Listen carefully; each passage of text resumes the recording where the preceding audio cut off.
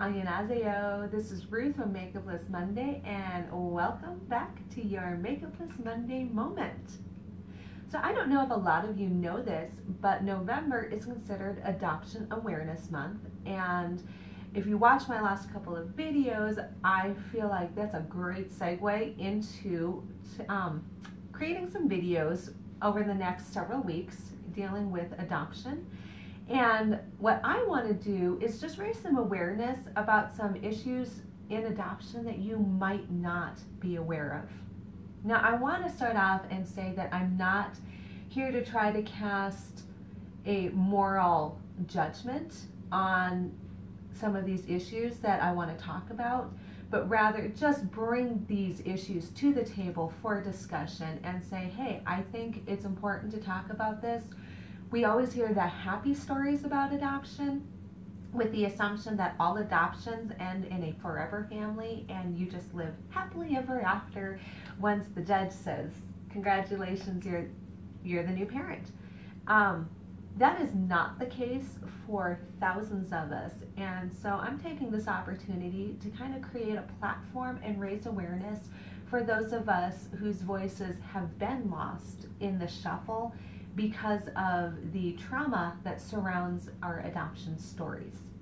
I love what one friend left as a comment on my Facebook page a few weeks ago, and she was making notice that even if an adoption turns out with a great story at the end of it, it has great results, it's important to realize that for the child, all adoptions start in trauma.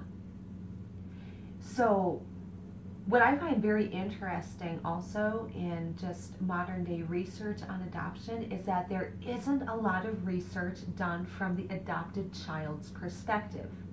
Now, part of me wants to say, I think that's just because when adoption was really, really popular back, I think in like the 70s, the 80s, and the 90s, especially overseas adoptions, most of us were really young children and infants, so the only research that was really available was the adopted parent's perspective.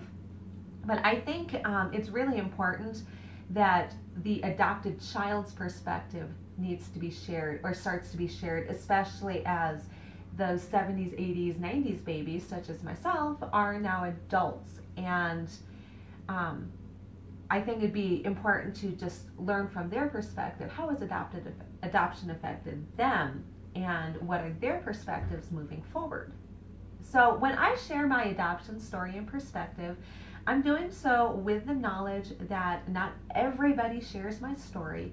And like I said, I'm not even seeking for myself personally to cast a moral judgment of right or wrong.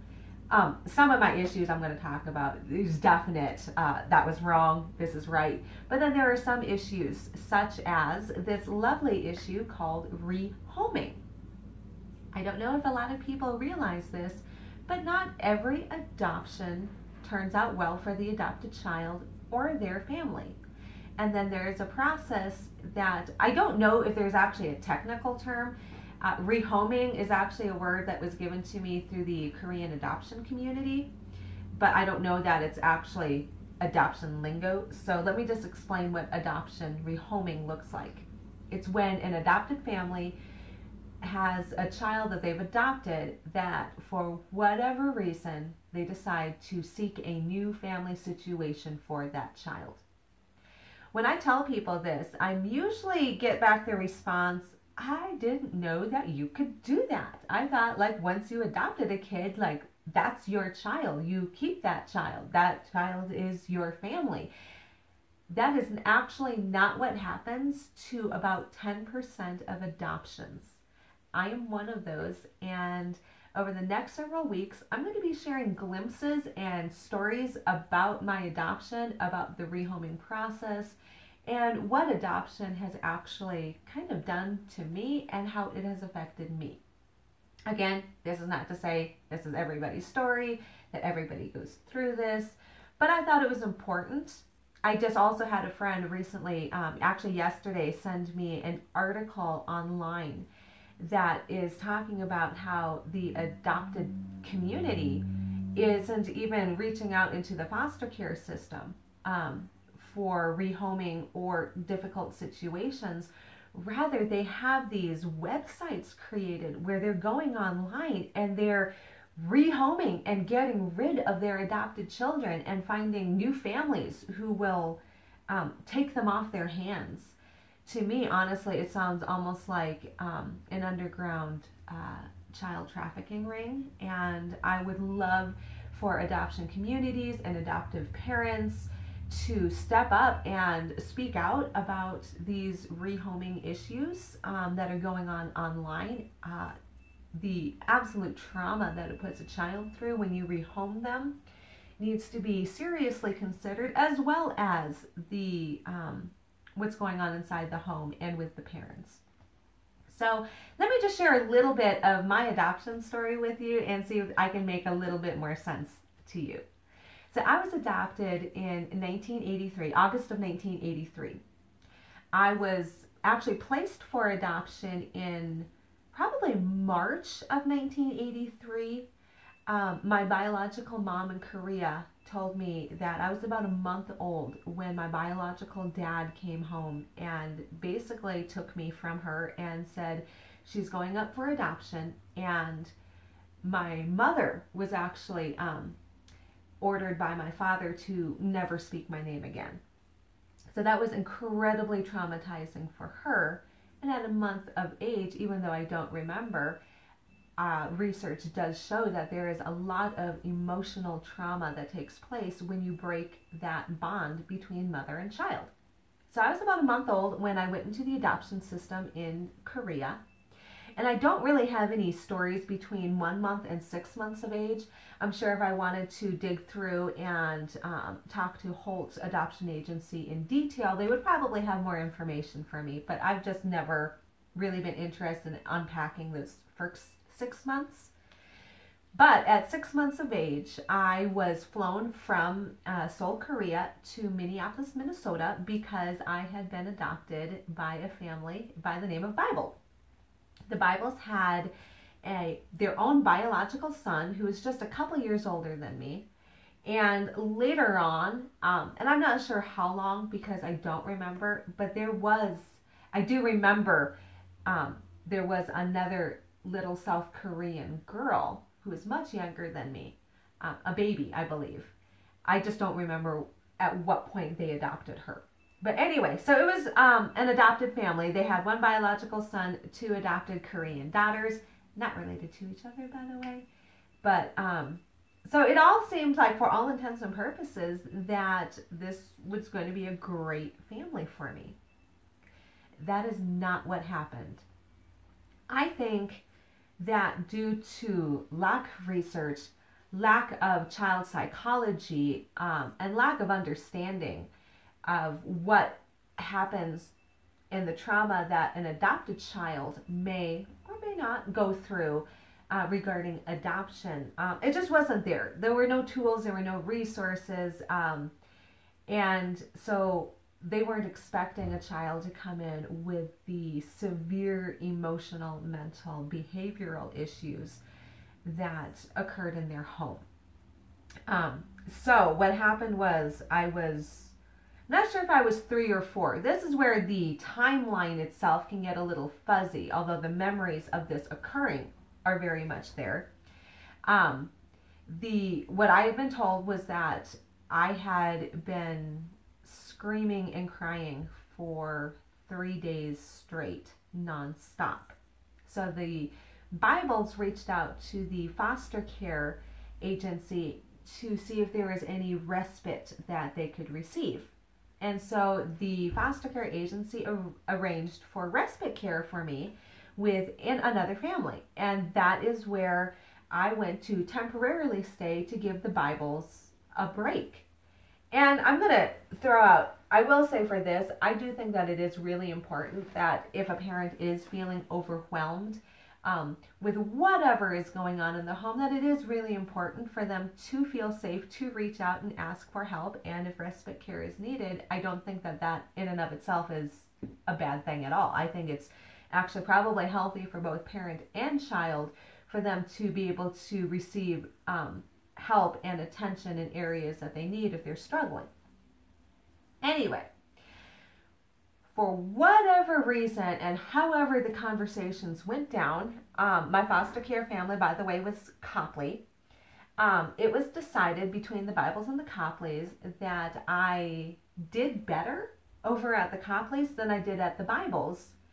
And instead of it being respite care, now I was being moved regularly back and forth between these two homes while a negotiation of some sort was being taken place that would permanently remove me from the Bible's home and allow me to be adopted by the Copleys. So that is a rehoming process when you move from one home to the other. What makes it incredibly difficult for me, and even in my memories, is remembering the last day that I saw my mom, who had always, in my memory, been my mom from 6 months of age, walk out that door, and I never saw her again.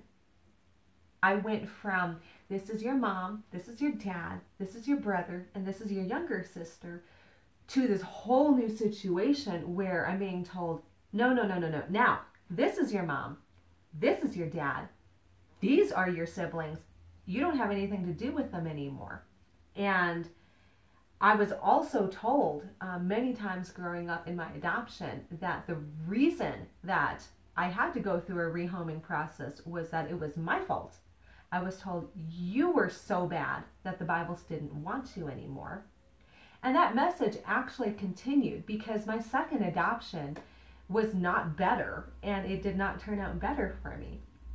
I will leave a link down below in my blog where I have some of my adoption story already written out, but just to cap it up really, really quick, the second home was incredibly physically abusive. They beat me regularly, daily, multiple times a day for tasks such as being unable to wield a fingernail clipper in my left hand. I was beaten until I learned how to ride a bike.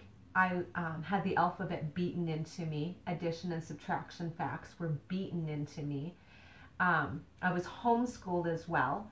It didn't help that the homeschool curriculum actually put out information against adoption, encouraging adopted parents to treat their adopted children like secondhand citizens, to raise us up with a servant's heart, because we needed to be grateful that we were adopted in the first place.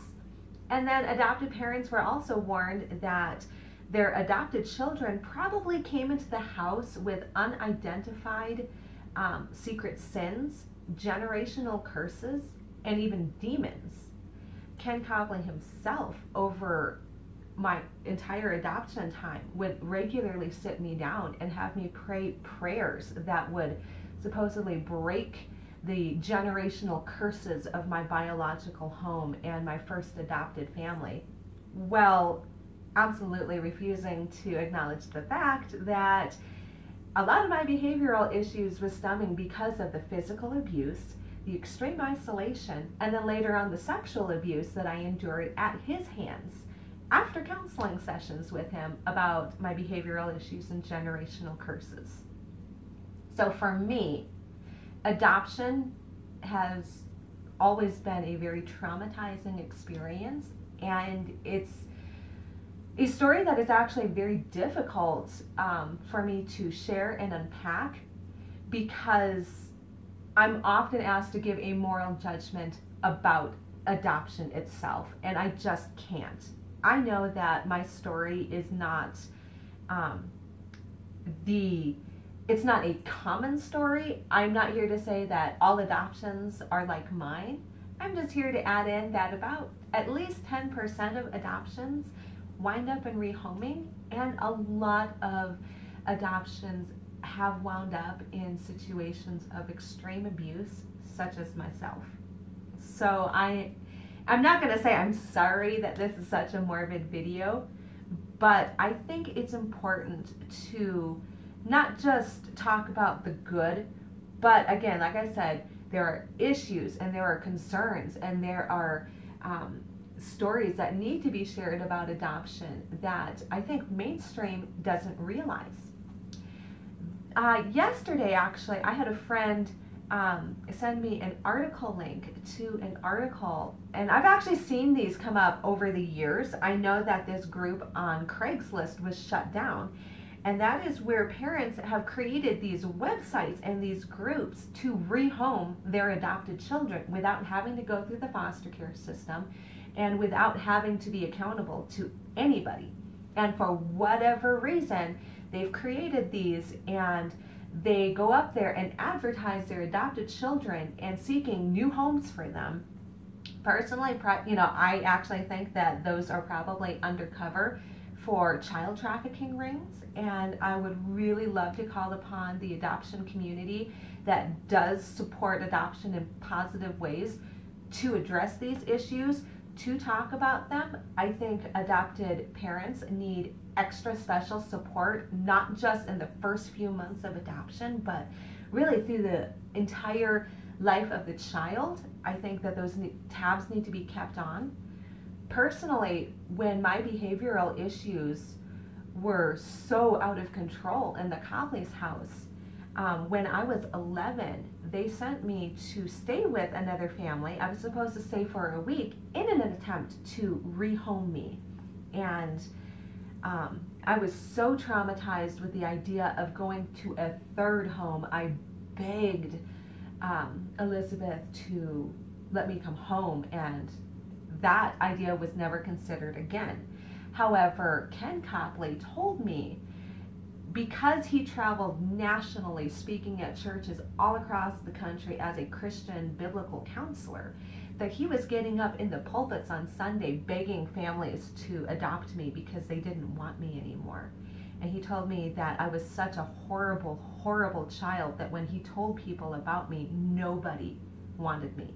They threatened to send me to girls' school, but told me that I was such a terrible child that girls' school wouldn't even work for me. So then their solution to deal with the issues was to isolate me completely from all people, inside and outside. I was not allowed to speak to my siblings. I was not allowed to have friends. I was not allowed to go outside and play. The only time that I ever went outside was to attend Sunday morning church or Awana on Wednesday evenings, and that was the only outside contact I had. They even forced me to take my meals by myself, so I would eat breakfast, lunch, and dinner all alone, and that's how I lived from age 11 to 12. I actually heard, when I was about 15, I heard Ken Copley counseling somebody on the phone, telling them that they should never, ever, ever adopt, and that he and Elizabeth have always regretted adopting me, and they would never recommend adoption to anybody else. So these issues regarding adoption and what it does to an adopted child are very, very, very real, and I'm just here to add my voice, add my story, and just say, this is my experience, and let you be the one to decide what you want to do about that. So anyway, next several weeks, we are going to be talking about some of these issues. I'll go into them in some more detail. And I do want to share some good positive stories of adoption as well, because I have friends that have adopted, and I know that their stories are not like mine. So anyway, in the meantime, I would like to encourage you to go down, link to my Makeupless Monday channel, a heart down there, ring that heart, or click on that heart for liking, and ring the bell so that you can stay up to date on any new videos that are coming out. And I look forward to seeing you back next week. 안녕하세요.